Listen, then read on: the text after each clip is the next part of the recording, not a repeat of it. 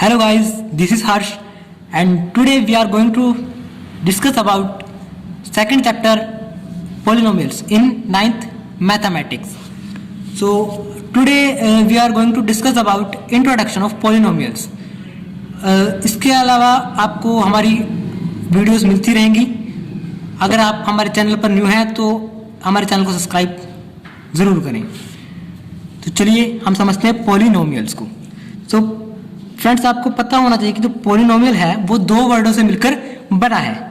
एक है पॉली, दूसरा है नोमियल्स.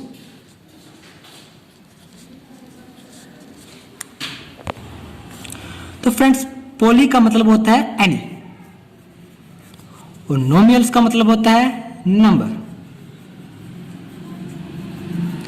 तो मतलब पॉलिनोमियल्स का अगर हम सिंपल वे में देखें तो पॉलिनोमियल्स का मतलब होता है any number of terms.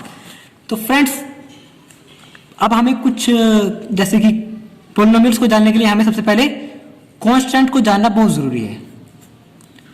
Constant. और दूसरा हमको जानना जरूरी है वेरिएबल्स को. तीसरा टर्म्स को. तो हम सबसे पहले कांस्टेंट को जानते हैं. कांस्टेंट एक्चुअली में कांस्टेंट होते क्या है?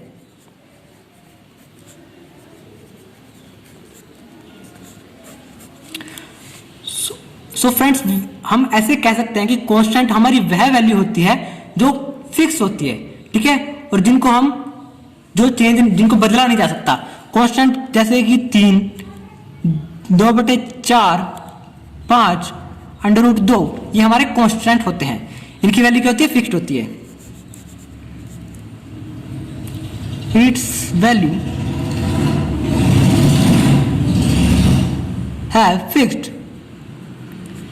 इनकी वैल्यू क्या होती है? फिक्स्ड होती है, ठीक है. तो ये इस तरह की जो हमारे पास वैल्यूज होती हैं उनको हम कांस्टेंट बोलते हैं. तो नेक्स्ट हमारे पास आता है वेरिएबल्स.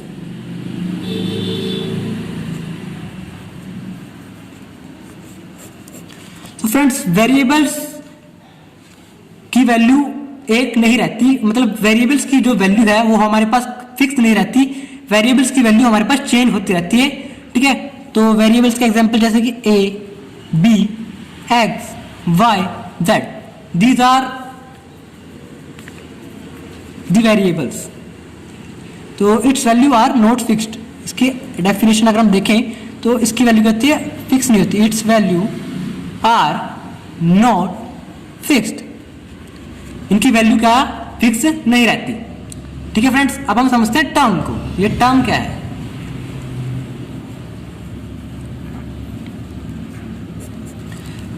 टर्म को हम बेसिकली कह सकते हैं कि term is a combination of variables and constant.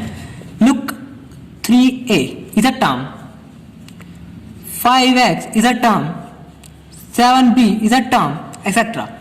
सो हम कह सकते हैं कि जो कांस्टेंट और वेरिएबल्स को एक साथ मिलाकर जो बनता है उसे हम क्या कहते हैं? टर्म्स कहते हैं, ठीक है फ्रेंड्स. टर्म्स के एग्जांपल जैसे हमारे पास 3a, 5x, 7b, ठीक है फ्रेंड्स. तो ये हमारे पास टर्म्स के कुछ एग्जांपल्स हैं.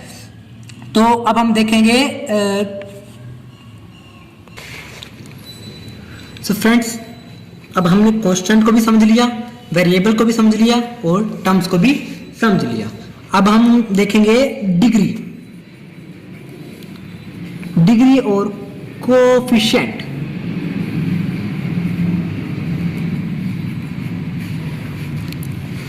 डिग्री क्या है और कोफिशिएंट क्या है? देखो, तो फ्रेंड्स, डिग्री के लिए मैं कुछ एग्जांपल्स लिख लेता हूं जैसे कि 3x² प्लस 5x प्लस के 2. अब डिग्री क्या होती है? जो हाईएस्ट ऑर्डर मतलब जो इस इक्वेशन के अंदर सबसे बड़ी पावर है उसको ही हम डिग्री बोलते हैं. अब आप देखेंगे कि इस इक्वेशन के अंदर x की पावर 2 है. वेरिएबल की पावर देखनी है हमें.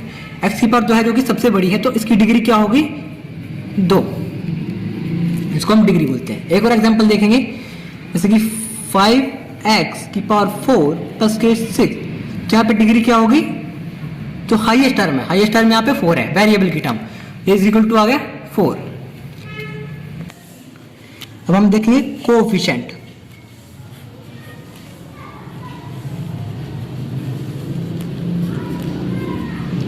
तो फ्रेंड्स, कोफिशिएंट बेसिकली हमारा होता क्या है कि यहाँ जैसे कि 3x है, तो ये जो x के साथ जो प्रोडक्ट में जो वैल्यू है जिसको हम कांस्टेंट भी बोलते हैं, इसी को ही हम अपना क्या बोलेंगे, कोफिशिएंट बोलेंगे इसको, जो ये 3 है। ठीक है, ऐसे ही 4x² प्लस 3x प्लस के 2 ये रकम दे रखी है यहाँ पे। तो अगर आपसे किसी ने पूछा कि x² का कोफिशिएंट क्या है, तो x² का कोफिशिएंट होता है जो उसके साथ प्रोडक्ट में होता है, तो इसके साथ प्रोडक्ट में है 4। ठीक है, तो ये इसका क्या हो गया, कोफिशिएंट हो गया।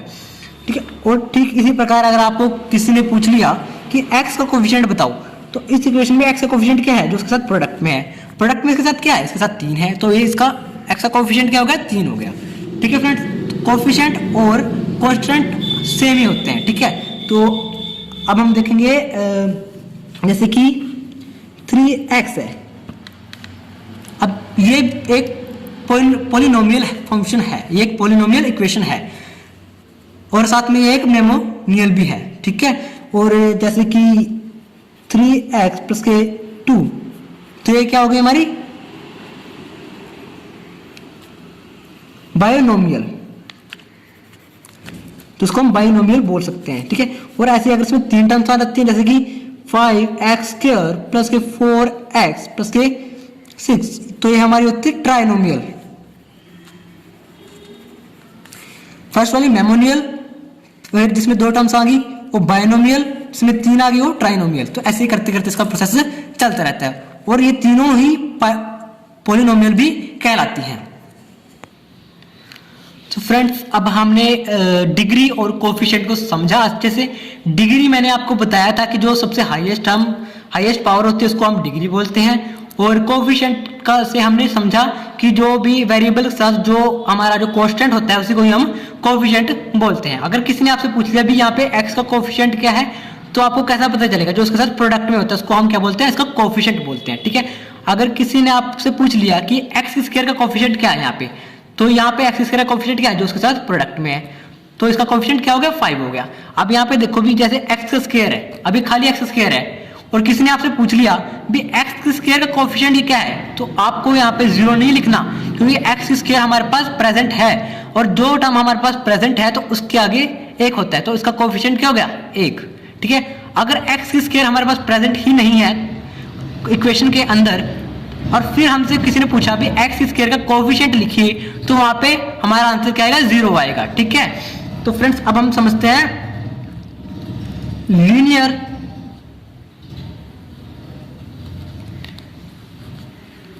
क्वाड्रेटिक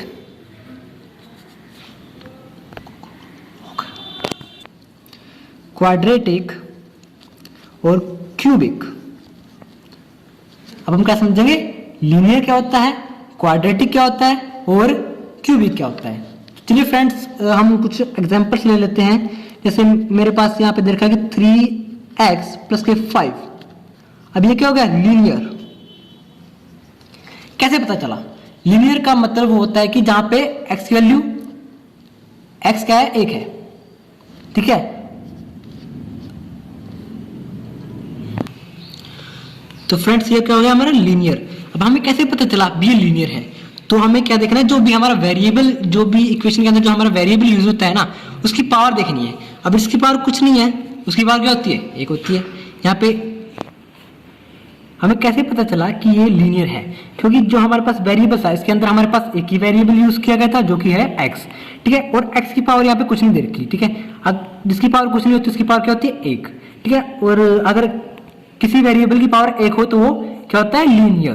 अब हम देखेंगे क्वाड्रेटिक। क्वाड्रेटिक क्या होता है, जैसे कि यहाँ पे एक इक्वेशन ले ली मैंने, 2x² प्लस 3x प्लस के 1। अब ये क्या है, क्वाड्रेटिक है। हमें कैसे पता चला क्वाड्रेटिक का, हमें पता चला इसमें हमने वेरिएबल यूज किया था x। ठीक है, और x की हाईएस्ट पावर कितनी है, 2, तो 2 का मतलब क्या होता है, क्वाड्रेटिक। और अब हम देखेंगे क्यूबिक।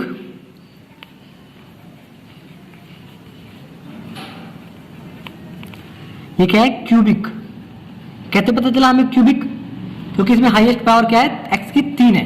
ठीक है, देखो डिफरेंस क्या है तीनों के बीच में, जहां पे x की पावर 1 हो वो क्या होती है, लीनियर। जहां पे x की पावर 2 हो वो होती है क्वाड्रेटिक, x की पावर क्यूब हो वो होती है क्यूबिक, ठीक है। और इसी प्रकार अगर x की जगह a वेरिएबल यूज कर रखा हो या b c d एक्सेट्रा, मतलब कोई भी वेरिएबल अगर यहाँ पे यूज कर रखा हो और उसकी पावर हाईएस्ट पावर देखनी है आपको इक्वेशन के अंदर, हाईएस्ट पावर उसकी 1 दे रखी है तो लीनियर है, 2 दे रखी है तो क्वाड्रेटिक है और 3 दे रखी है तो क्यूबिक है, ठीक है फ्रेंड्स। आई होप आपको ये समझ में आया होगा। अब हम देखते हैं इक्वेशंस। इक्वेशन बेसिकली होती क्या है।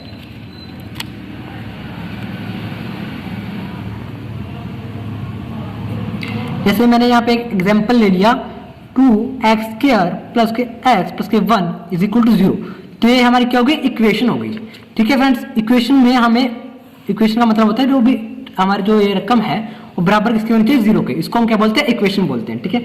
अब इसका एक मेथड होता है लिखने का, पॉलिनोमियल का, वो होता है a1 x1 plus a2 x2, ये रहता है an xn तक, तो ये मेथड हम इसमें यूज करते हैं, ठीक है फ्रेंड्स।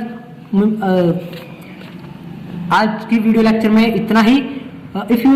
अगर आपको हमारी वीडियो अच्छे लगे तो इसको लाइक शेयर सब्सक्राइब करना ना भूलें, और अगर आपने अभी तक हमारे चैनल को सब्सक्राइब नहीं किया तो अभी जाके हमारे चैनल को सब्सक्राइब करें, और ऐसी वीडियो आपको हम अपलोड करते रहते हैं। Thank you very much.